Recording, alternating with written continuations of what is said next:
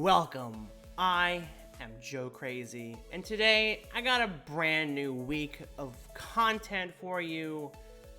All new updates. Well, I wouldn't consider them new. I would consider them new to you when you're watching this. So, let's begin.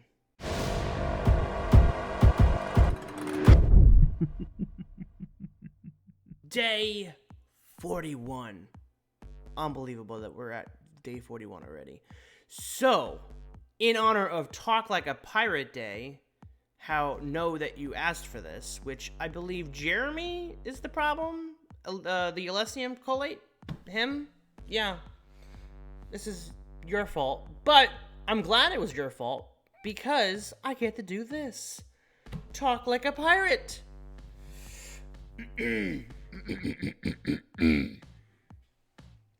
Arrgh! Ahoy, me hearties! Avast ye hands, heave ho and listen well. These tales I bring upon thee, for even within the tar of crews such as Da'al's Jandar, there may be sea dogs of the oceans vast, sailing man-o'-war blazing with iron weapons. Even a son of a biscuit eater would stand up and take notice. Killian Vane III has much more than grog running through his fabled family's veins. Built like stiff decking of the finest galleon in the fleet, dat here to old Charles himself handles that blunderbuss he carries like a chase gun. And his tongue, like the sirens of Davy Jones' Locker, he is bringing a spring upon our enemies, and looking like a landlubber's crossing swords with death himself, tither striking the colors. Not to be outdone in the challenge of skill or wit, Admiral EJ-1M, be the most ship-shape captain amongst the Dawn Raider Syndicate he be. Savvy as a sea snake, and the reflexes to arm wrestle an octopus. No surprise he finds himself the head privateer amongst Vidar's selected when weighing anchor and hoisting the mizzen.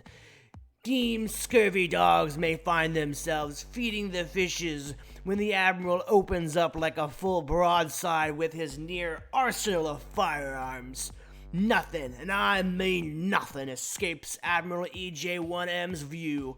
Like the best mate atop a crow's nest, he sees it all and makes damn well sure those dead men tell no tales. Guess this is your proof that I write these designer notes the day of their release. Thank you, Chris.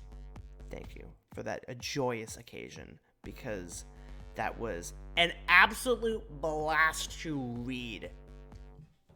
Boy, oh boy, I hope you enjoyed that and gave you a reason to like this video.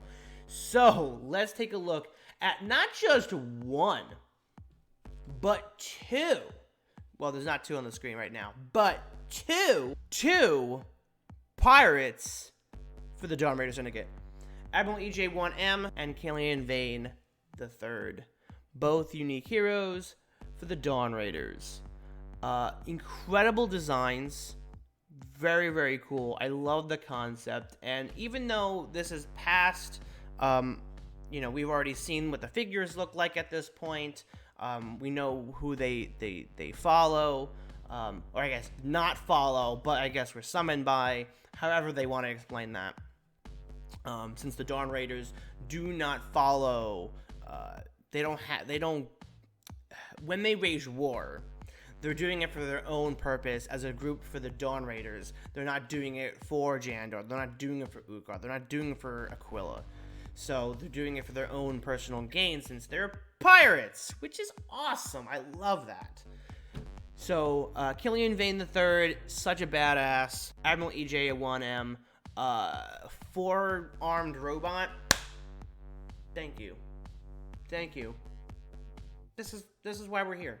This is why you're on this show, because of this awesome Soulborg madness. Now, he ain't a Deathwalker. He's a Vidar. So let's get this thing funded so we can get some more Deathwalker Soulborgs. You know, we need official 12K. That's what we're looking at here, right? But we're not here talking about that. We're talking about the Pirates of the Dawn Raider Syndicate. This opens up a really cool idea, which is a quadruple attack. 4 attacks. Or maybe it's something similar to... maybe it's something similar to the Grok Archers. So, not Grok Archers. Can they do that? No. The Roman Archers. Roman Archers can volley. Where they can combine their attacks and roll all at once. So, maybe it's a shorter range, but he can shoot all of them all at once. Maybe it's a pit. Maybe he can only do that once. I don't know. So, it's possible, but I would prefer if it was 1, 2, 3, 4. Or maybe it is a double attack. Maybe it's a special double attack. Maybe it's not just double attack and he can do it all the time, but it's a special attack that makes it double because it's way beefier. Boom, boom. And then the other two go boom, boom. Double attack. Instead of him going boom, reload. Boom, reload. Boom, reload. Boom, reload. So, yeah. Day 42. We can no longer live as rats. We know too much. Beyond fearless to the point of zealotry, desperate to survive, and standing stone faced against death itself, the Clockwork Combine holds within its ranks some of the most courageous individuals the galaxy has ever known. One such champion of justice is fabled Wing Commander Tuck Harrigan, a daredevil acrobat in warfare. Tuck is everywhere on the battlefield at once. Whether he is nosediving directly into where the fighting is most fierce, or weaving around the vicious strikes of his pitifully slow and lethargic enemy combatants.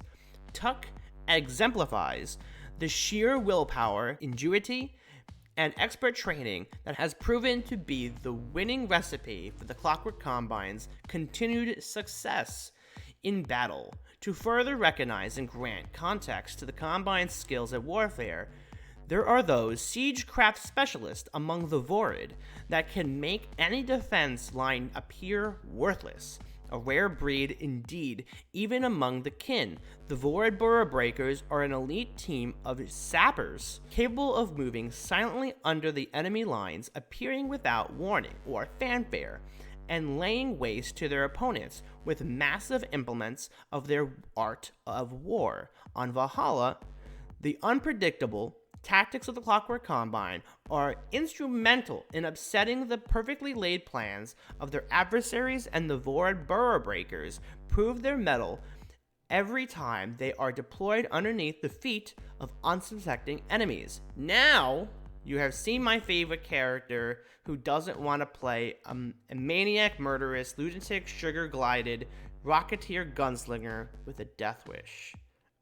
And he is referring to, obviously, Wing Commander Tuck Harrigan. And boy, oh boy, look at this guy. Look at this guy. Fantastic. And I'll have it on the screen, his figure, because and later we'll see his actual comparison of how small he is. And he is a tiny little guy that is zooming around with his jetpack. And the fact that they said a champion, I hope he is. I hope he is a champion for maybe some bonding or some kind of synergies with the older units. I hope there is a new type of fly that isn't fly, stealth fly. Maybe it's more of a jump pack instead of him just flying, zooming around. It's possible because they might go with the idea that it's tech, but it's not high tech, it's low tech. Now, the other gentleman that they were talking about is the Vorid Burrow Breaker. This is one of my favorite designs so far for the Vorid. it introduced something so different, which is movement underground. Think of it this way. This is how I would love for him to be used. Let's we give him a move of 4. You know what?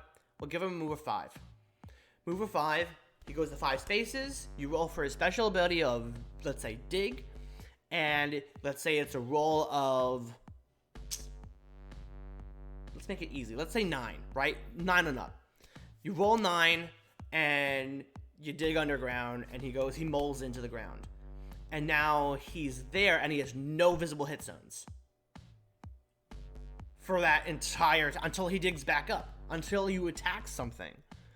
So now you get to wait a turn, use his second order marker to move underground 5 spaces, pop back up until because he's gonna have to attack. He can't just stay under there. So there has to be a limit where at the end of the round, if he did not attack anyone, he pops up wherever he lands. So you still have to use movement on him, use turns to move him, but no matter what, he is just going to pop up. So you can kind of use him as insurance in the middle of the board for the end of the round, and then he pops back up again. That would be pretty dope. You let me know what you guys think about that. If there's any really tech-savvy guys out there when it talks about game mechanics, please let me know what you think of that idea. I would love to see something like that. Is that overpowered? Is that too weak of an ability? Would you rather it just be like fly but underground? How does it work when going up or down? Day 43. And it was in that moment of distress and confusion that the whip of terror laid its most nicely calculated lash about his hearts. The philosophies of the Dryan Lifeborn Magi teach the values of both life and death. As equals in a balanced universe, however, each Dryan Lifeborn Magi utilizes those forces of nature in different methods. Their order's basic principle of neutral morality in a galaxy of good versus evil means that members of the Dryan Lifeborn Order have been drawn to Valhalla by Valkyrie on both sides of the war. Some, like Rakshot, Desecrator of Death, delight in their powerful new roles as masters of Valhalla's battlefields. Rakshot finds no shortage of resources in his new position, pulling from the earth the raw energies of the recently deceased, consuming their decaying corpse and focusing that power into a raging torrent of fury and hate. Rakshot, Desecrator of Death, cares little for the peace eternal sleep allows, only that it serves him and Master Ugar.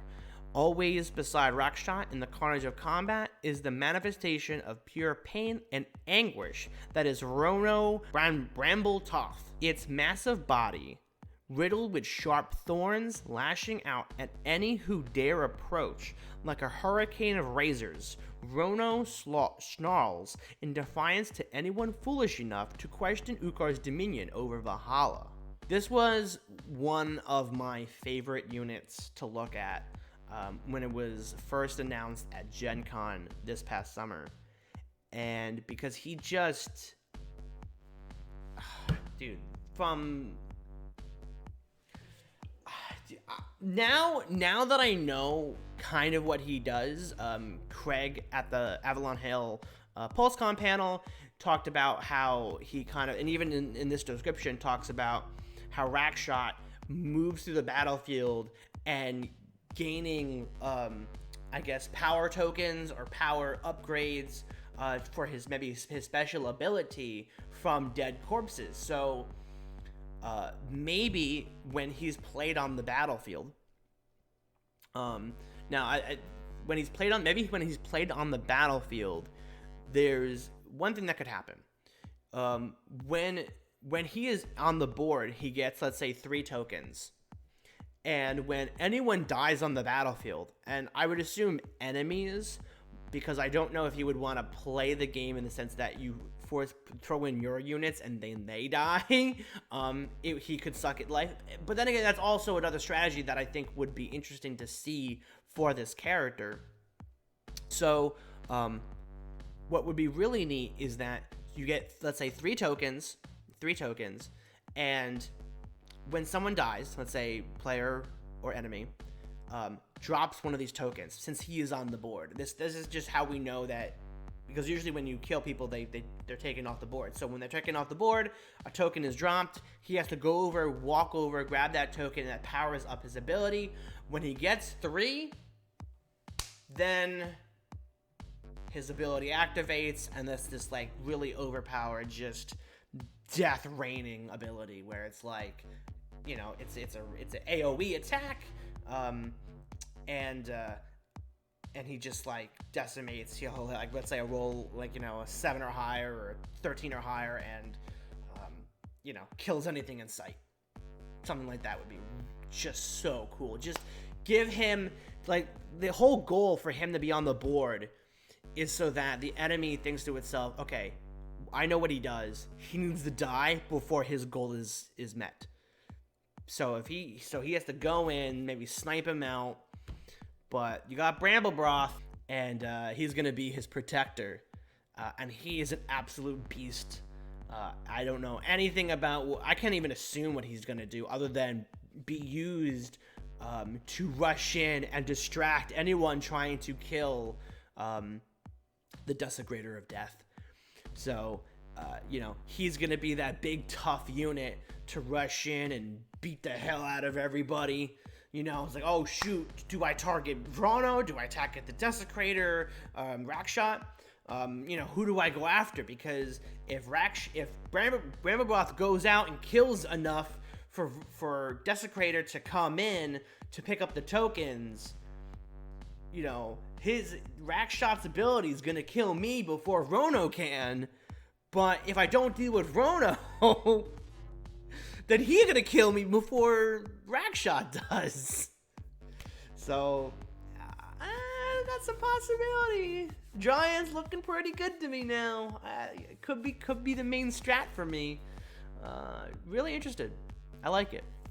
Day 44. If I don't kill a man, every now and then, they forget who I am. Dorm, the bulkhead brawler, never backs down from a fight. Ever. Dorm accepts every contract, every opportunity to prove himself against the odds. Is one more tale to tell, clasping mugs and shouting shanties. Like the strongest hull of an ironclad, Dorm stands firm against the largest of adversaries, with a tenacity and steadfast resolve which rivals even the Valkyrie Aquila herself. The bigger a monstrosity, roaring primal rage in his face, the higher Dorm, the bulkhead brawler, revs the engine of his mighty chain axe in response. Not one to ever be left behind in the charge, Dorm insists on always being the first to slam into the enemy ranks like a naval ram, like a sudden storm of death and thunder following close behind Dorm are the various exiles of the Sundred Sea, experts in swordplay and barking irons, who stood before the massive Aquila's call. Like the Sundred Sea itself, the exiles are unpredictable and run rigs on their enemies, horn swaggling their adversaries with ease and appearing almost pistol-proof, seemingly always just out of reach and range. Okay, well, one prediction that I have for Dorm, the bulkhead brawler, is that he is going to be not just a large and huge killer, but he is going to be a hero killer. I hope and swear that that is the case. A lot of what I see, especially at ScapeCon, is that everything's a squad killer in a sense. Everything goes after smaller units, and the smaller units are the hero killers. The different squads that you have, and you rush them in, you surround your hero, and you eliminate them with the amount of attacks you have, not how strong they are. So Dorm, I'm praying, is a hero killer, and you can rush him in and take out a hero. Now, can he also take out squads? Probably. But his main goal is to get those big, heavy attacks on those large and huge characters, especially that Dryan Lightborn Order Dragon. which we'll learn about later on this video. We also was received a squad, the Exiles of the Sundred Sea. And here's a group of what looks like humans and some sort of viper humanoid, snake humanoid characters. These are really neat. I couldn't even assume to guess what they could do because of how different each of them kind of are. It's cool to see a squad that looks like they could be melee heavy and also range heavy. Not range heavy, but like, you know, let's say they have a special attack that's range. I don't know if we don't know if their weaponry is going to be connected with a normal attack or a special attack. Usually when it comes to a unit in HeroScape, their range is already implemented in their normal attack, but because they have swords too, it'd be silly to say that their base attack is, let's say, 2 or even 3, and they have a range of 6. And it's like, with that point, it's like, well, why would I even use my swords? So I would just keep them back the entire time.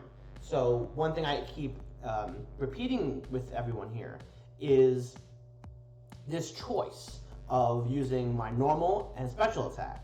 So I like to say that their special attack would be their ranged ability more than their being up close, unless their close-up ability is their special ability, and they have to be together to do it.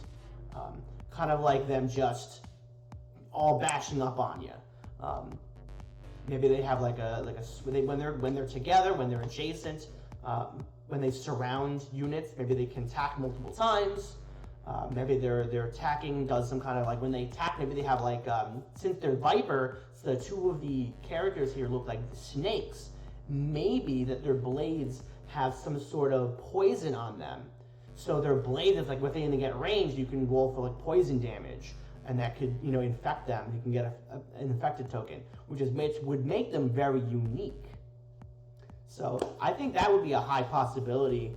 I think would be a really cool turn, especially they're pirates. They don't play by the rules, so they're going to be kind of cheeky when they you know, go to war.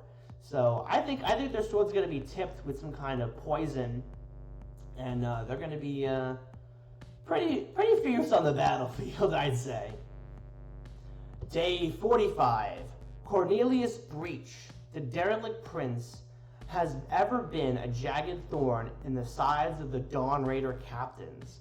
He does little to mask his ambitions, breaks ranks, and foils contracts whenever it may serve his wicked plans. His fabled blade, the Butcher's Cleaver, has put low many a soul, reaping a harvest across Valhalla. Some believe his day will come, due when the Dredgei he believes in his wake catch up to him, but few realize he welcomes that reckoning, and the moment he can rise ascendant over all of the Dawn Raiders and bend knees with his master's Ugar's throne. Yikes. What could we get out of Cornelius Breach, the derelict prince?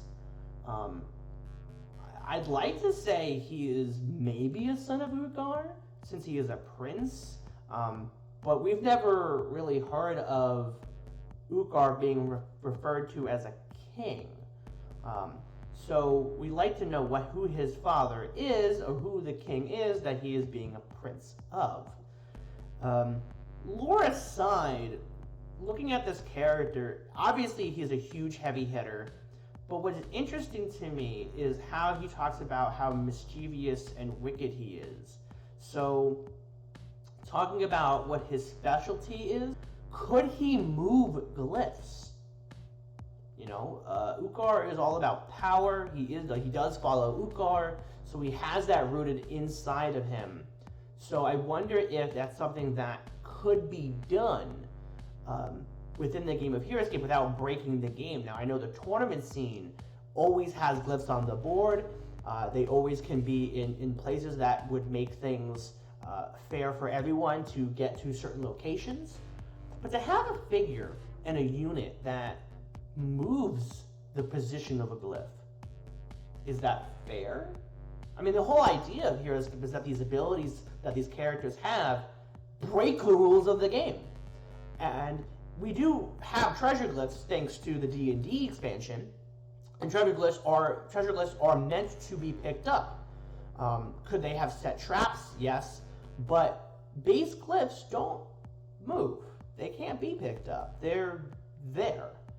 So could he be a first of his kind and be able to shift them, move them, have this wicked personality to him, as well as this power hungry from Ukar? It's a possibility. You let me know what you think, if that would break the game or not. Especially if you go to ScapeCon or have tournaments in your local scene. You let me know if that's something that you would like to see, or be like, no, we can't do that. No. That's a no. Day 45. Knaves of Silver Scimitar give no quarter and expect none in return. Members of the Silver Scimitar take contracts based on promise of whetted blades and scores of plunder, and Valkyrie Revna promises this in spades. For the Knaves of the Silver Scimitar, ideals like honor and code are just foolish words used by other members of the Dawn Raider Syndicate who lack the stomach. These rapscallions draw steel even before the order is given to attack, raiding with the taste for bloody carnage and hunger for the quick kill. As the warnings of attack sounds alarm, the knaves disappear once more into the fog of war to stalk their next victims and hunt more loot. Because there's so many blades that they, for a unique squad, have a double attack, where 4 of them can attack twice. That sounds very deadly, but then again, the Mara Warriors, which are the most powerful of the 4-man unique squads, can just keep coming back on a die roll. So having something like this enter the battlefield would be very interesting to see if they could just attack more than once as a squad. Day 45. Marashot, Mind Whisperer, sees deep into the thoughts of the weak-minded, sowing doubt, breeding dissent, playing in their heads like a master of puppets. The Dryon Magi hold within their life-born order many various disciplines of the arcane arts. Some, like Marashot, dig deep straight into the roots of their enemies' souls and manipulate the purest essence of their very beings. On the battlefield of Valhalla, it is common to witness her allies perform mere miracles of prowess in her presence, and even more common to watch as her enemies turn their swords and axes back towards their former comrades.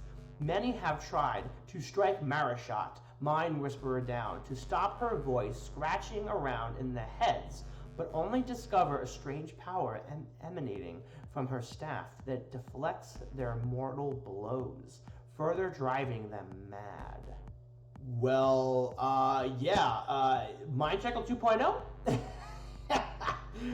Raised Mind Shackle? Can I help you? No thank you. No thank you. Yeah, ladies and gentlemen, I'm excited for this so much. I could see why, if Dryon the Magi Order, Dryon Lifeborn Order is your favorite faction currently, because of something like this. Bringing this idea that you can just maybe not fully mind shackle. That might not be the proper term. Example: if you do have orcs and you have them with Grimnack, and everybody's in range, so unless it specifically says to target a figure and then roll, it would be also fine where she's just kind of like mind whispering or screeching out, and then whatever comes into play, whatever works is gonna work.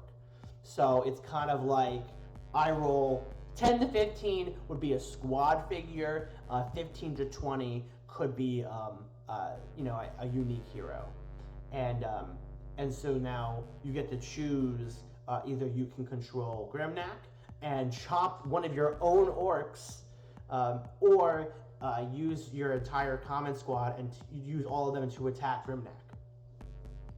That's a possibility.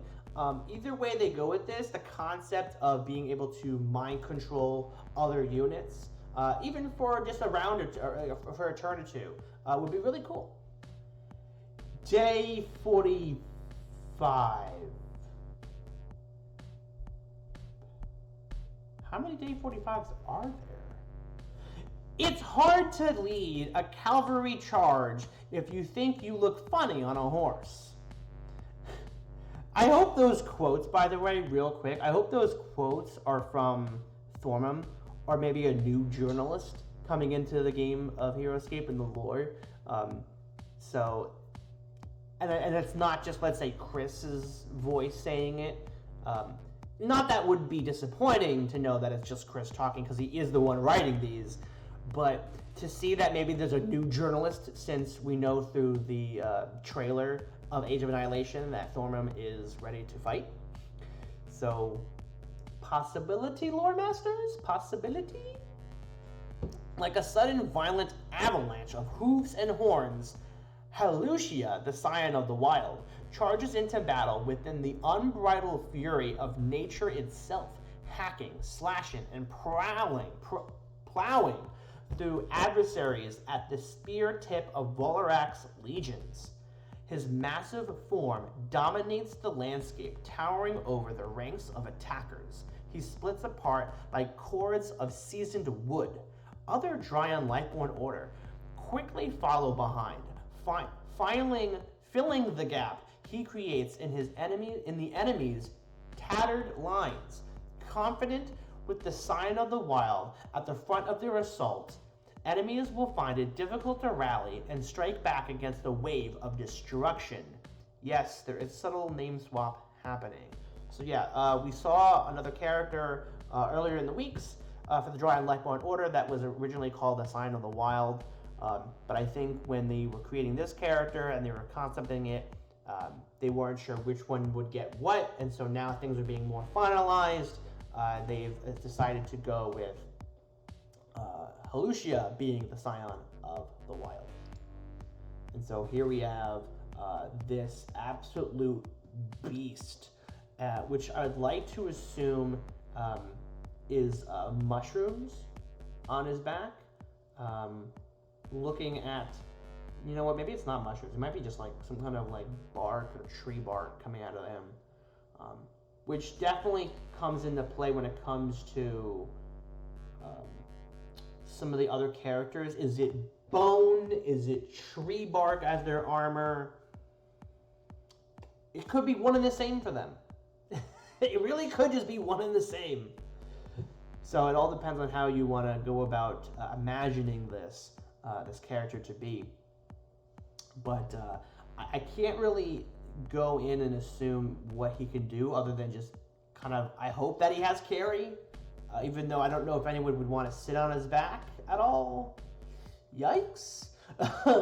But also, if he's got a decent defense and an awesome attack and he's fast, having an absolute melee unit on the board that can demolish squads would be awesome. Something really cool here I'm noticing is, I know this is concept art, it's going to be way more detailed than the actual figure, but what's really interesting is that his entire body, at least when his arms, look all like muscle tendons, and it could be just the red popping that more, but seeing all of that, that's so cool and actually quite terrifying, is really neat. So looking forward to HeroScape. Day 45. Okay, so are we done with the days? What's happening with the days right now? Is the day just the longest day of all time? What is happening here? Actually, quick note, somebody was like, hey, Chris, I bet you don't have, like, a bunch of stuff to show us. I think you ran out of ideas. And, like, kind of really offended him in a way, which, come on, dude, not cool. You know, these are people on the other side. You know, they're just normal human beings. But also it kind of works, so maybe not to keep doing that? I don't really know. Well, the Day 45 train is still pumping out some awesome stuff. A force of nature to be reckoned with. On their home planet of Aborius, Grove Keepers protect and defend the Dryan Lifeborn Order's most sacred sites, guarding them from those seeking to defile these places of mystical energy. On Valhalla, Volorak uses Garishia, Grovekeeper, as a living wall of razor-sharp thorns as large as a man's arm, and vines as thick as tree trunks, to deny enemies movements on the battlefield through the many try to chop their way through the wicked tangle of pain that Garishia places in front of her opponents. She can call upon raw natural life force of nearby plants to regrow her massive form faster than the axe blade or torch flame can bite and burn her flesh away. Yes, now we know why they added jungle. Yes, finally a character that actually is going to work with the terrain. Something that I really enjoy. One of the C3V units. The Alien Saidi, they have Through the Green. This is a really awesome C3V unit. And obviously that the Grove Keeper isn't going to have this type of ability. I'd like to hope that there's something in the future that will be similar to this. But even, for units to use this, I mean, they're very specific to what type of terrain and battlefield you're playing on. But take a read on this. It is incredibly awesome to see. I'll get a little closer to see that ability. It is a really awesome, super fun way for these characters to travel. Their horde attack ability as well is really fun. And of course, Nature's Protection gives them super defense, and will definitely they stop their enemies in tracks, kind of keep them from moving forward. So these are definitely units that you can definitely teleport through different trees and through the branches and stuff, and they kind of just stop in their track. They're really, really fun to use. But my only assumption is that this character can have some kind of like 2 to 3 range, a lot like the D&D wind. I forgot what they call them.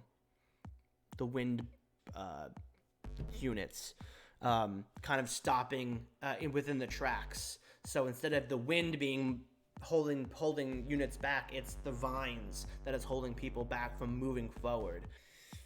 Yes, Day 45 still. This has got to be the last one. This one's, we've been waiting for this, man. The big flagship character. 10 facts you didn't know about Wanton Destruction. Xenothrax, the Soul Weaver, is an unfathomable, enormous avatar of the raw mystical energies that created our universe. Made manifest in the form of a primal apex predator not seen on Aborius for countless epochs. A legend, even among the Magi of the Dryan Lifeborn Order, Xenothrax personifies the undeniable power of life and death, and being drawn to Valhalla, where the mystical wellsprings are located, has amplified that power almost beyond reason. Now, Xenothrax dominates the war-torn plains as an indomitable harbinger of Volorak's absolute determination, bringing low those that would dare raise blades and barrels against the Valkyrie's forces. Wherever Xenothrax's feet tread, the ground heaves and breaks, dropping her enemies to the ground in horror, or she weeps across battlefields with utter contempt for those that would oppose Volorak. There is little escape from the Soul Weaver's reach. Those that try to flee find fast-moving trails darting under the crust of the earth and thrusting up through the surface and impaling enemies from below. Bro! Those wings, man. That wingspan. Man, I love that so much. Oh, the absolute powerhouse that is Xenothrax. How do you kill something that is life and death? Obviously a character that's going to have multiple abilities, including fly. But I also pray, just for the idea we can scratch it off the list of our bingo board, but this character enters in not with a large or huge, but enormous classification of size. I think it's something that this game really needs, is a new classification for size. Even when, let's say, in expansion down the line, we even go smaller than small. Would be really cool. So look at this. It says feet shred the ground, heaves and breaks, dropping her enemies to the ground. The reach, thrusting up in the surface and impaling enemies from below. The fast-moving tails darting under the crust of the earth. Ugh, my god. Could this character have Counter-Strike? Is that what they're trying to lure to? Or is there a new type of Counter-Strike that they're trying to implement here? Could this be the new Charos? What do you guys think? What could Xenothrax Soul Weaver do? What does it mean to be a Soul Weaver? I'm not exactly sure. I mean, you take away life, controls life and death. What would be a really cool ability to have to control life? Could you bring back units from the dead? Every time you kill something, you can bring another unit back. Could we do that type of thing? Is that too powerful? Does that not fit this character? You guys let me know what you think. Wow, that was a Friday? Day 45 was on a Friday? No wonder. Day 45 for the final dead time. In the midst of chaos, there is also opportunity. I'll see you guys on Monday. Boy, happy Friday indeed. Man, this is a future unit. They have teased something to us that we are not getting in the Age of Annihilation, that we know of. This was not confirmed or denied that this character wasn't coming. Maybe it's something that they're still working on. Maybe this is definitely an absolute tease for us. But what I will say, listening to some of the stories, there was a podcast ages ago, epochs ago, where Craig Van Ness was on a podcast. They talked about HeroScape stuff, and they joked around with possibilities of different characters. And I think the idea was penguins with machine guns, and that became a meme throughout the HeroScape community.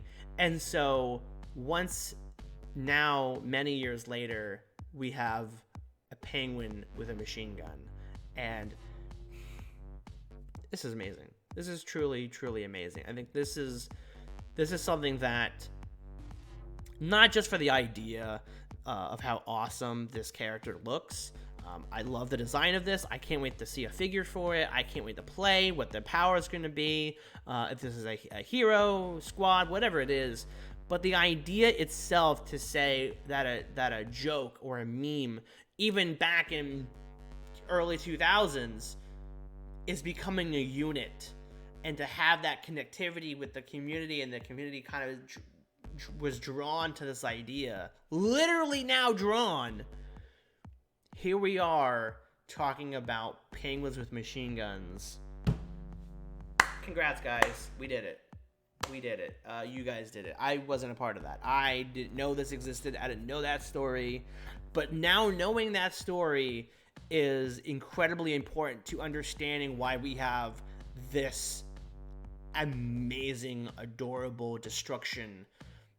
Which is funny because what we talk about, the JPEG PNG file name is I Am Doom. So, a Doomslayer. Our proper Doomslayer is here. Welcome, Penguin with Machine Gun. Whatever your name is, we will hopefully look forward to seeing for the future, we welcome you to HeroScape. So, of course, that was Friday, and now we have all of the stuff from, well, now Anatar has been taking over, so congrats to you, Anatar. We can't say the Cap Corner anymore, but we're going to call it the HeroScapers Corner. So if you're interested in seeing that, I'm actually going to leave that in a separate video. I think we're going to start separating these into two separate videos, because once these are completed, from all the news and updates from the Discord page, everything I'm reading, we really haven't gotten any new stuff from there. It's all from the Discord and Facebook. So we're going to separate these into separate videos. So if you want to learn about what the heck we're looking at right now, go turn to the next video now for the news and updates. And we're going to talk all about feet. Make sure you like, comment, and subscribe. You tell me what you guys think of everything we have seen so far. And hey, click that subscribe button. I'm here talking about news and updates for HeroScape. I got some HeroScape battle videos coming out in the near future. I am currently editing those as well. So thank you again. And don't forget, I am not crazy. I'm Joe Crazy.